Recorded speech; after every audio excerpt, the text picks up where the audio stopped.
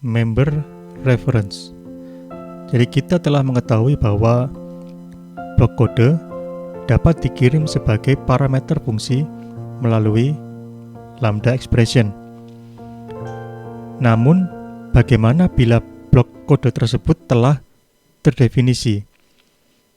Jadi yang sebelumnya kita membuat blok kode baru, kemudian kita kirim sebagai parameter fungsi. Nah, sekarang yang jadi pertanyaannya, bagaimana bila blok kode tersebut telah terdefinisi? Jadi memang kita bisa saja membuat lambda yang di dalamnya memanggil kode tersebut, ya. Namun kita dapat melakukannya dengan cara lain yang dianggap lebih baik, yaitu menggunakan teknik yang disebut member reference. Yang pertama adalah operator .2.2 ini ya. Ini dapat digunakan untuk mengakses fungsi atau atribut atau properties ya. Jadi kita mulai dari yang bawah. Ini adalah versi yang lengkap ya. Misalkan ada variabel get age sama dengan person dengan type person. Ini sebagai parameter dari lambda. Kemudian body dari lambda adalah person.age.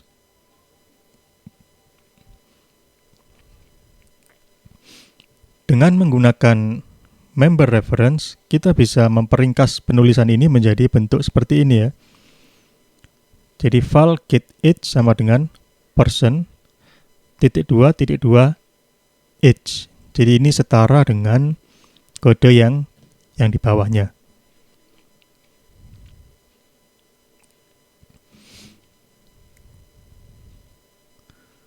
Kemudian apabila reference dideklarasikan pada top level, jadi ini pada suatu source code yang tidak dibungkus oleh kelas ya. Jadi dia bukan merupakan anggota atau member dari suatu kelas, tapi dia berada pada top level. Jadi pada root dari source code kita. Jadi misalkan di sini ada function ya, namanya adalah salute. Isinya adalah print line salute. Nah, untuk menjalankannya, kita bisa dengan kata kunci run, kemudian di dalamnya adalah .2.2, kemudian salute. Ini artinya kita menjalankan fungsi salute dengan menggunakan member reference. Jadi ini jika kita tuliskan lambdanya ya, salute ini dia sebenarnya dia seperti ini ya.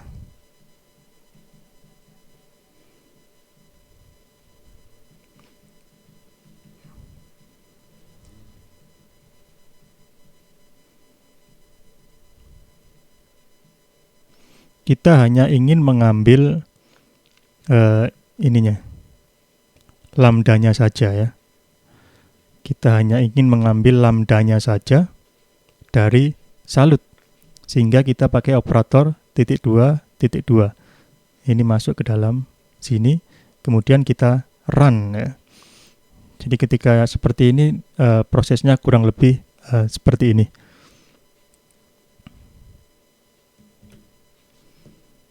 Kemudian konsep higher order function. Jadi higher order function ini adalah fungsi yang dapat menerima argumen berupa fungsi, yaitu lambda ya, atau nilai balikan berupa fungsi lambda ya. Jadi dia bisa menerima lambda, bisa juga menghasilkan lambda. Untuk mendeklarasikan higher order function, kita menggunakan function type. Jadi tipe dari fungsi kita itu adalah function type. Jadi ini bentuknya ya. Jadi function type ada parameter, ada return type ya. Hampir sama dengan lambda expression. Jika lambda expression dia sebelah kirinya parameter, sebelah kanannya body. Untuk function type sebelah kirinya adalah parameter type, sebelah kanannya adalah return type. Dengan ada tanda kurung buka dan kurung tutup. Ini adalah function types.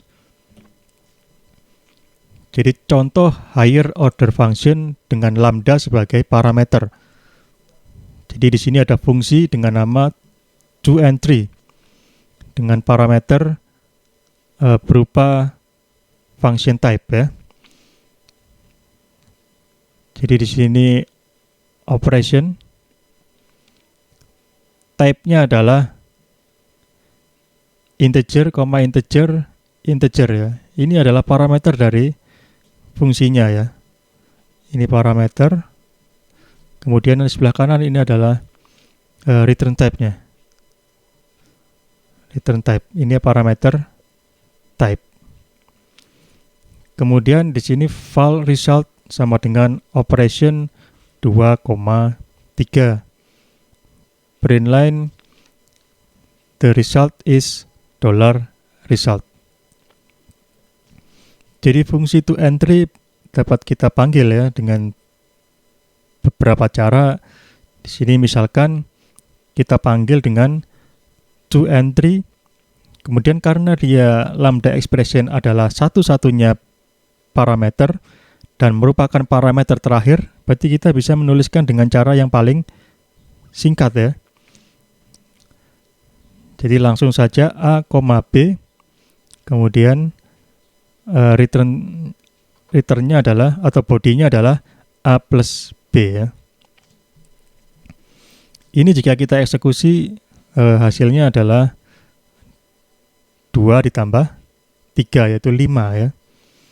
Ini akan menghasilkan angka 5. Sedangkan untuk yang di bawahnya toEntry A, B, kemudian bodinya adalah A dikali B, maka dia akan menghasilkan 2 dikali 3. Ini adalah hasilnya adalah 6 ya. Jadi bisa kita lihat di sini metode toEntry dia memiliki parameter atau input berupa lambda atau berupa fungsi. Sehingga disimpulkan di sini toEntry itu dia sebagai higher order function. Kenapa dia dikatakan higher order function? Karena toEntry dia menerima parameter atau input berupa fungsi atau lambda. Begitu pula jika ada fungsi yang mampu menghasilkan lambda atau fungsi lainnya sebagai return value, maka fungsi tersebut juga bisa disebut dengan higher order function. Ini adalah contoh higher order function dengan lambda sebagai nilai balikan.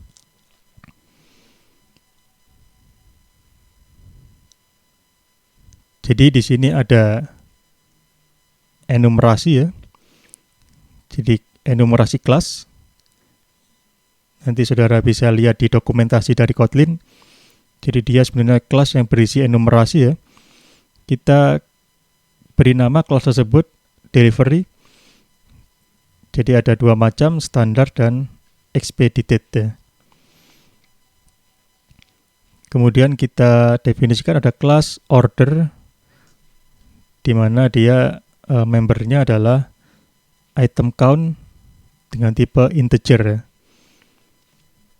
Kemudian di sini kita memiliki fungsi yaitu get shipping cost calculator yang berfungsi untuk melakukan penghitungan ongkos kirim ya. Jadi fungsi ini dia memiliki parameter delivery dengan type adalah delivery, jadi type-nya ini. Kemudian fungsi get shipping cost calculator dia memiliki return value ya, titik 2 ini dengan tipe lambda ya. Jadi di sini ada parameternya, di sini adalah type-nya adalah order, ini adalah function type ya. Sebelah kiri ini adalah parameter type-nya adalah order. Kemudian yang sebelah kanan adalah return type, yaitu double. Kemudian ada lambda di sini ya.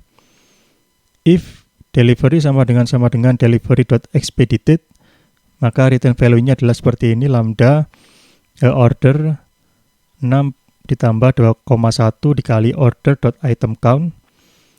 Kemudian jika else-nya ya, ini return order 1 kali 2 dikali order.item count ya. Jadi ini return value-nya dia berupa lambda ya. Ini juga berupa lambda.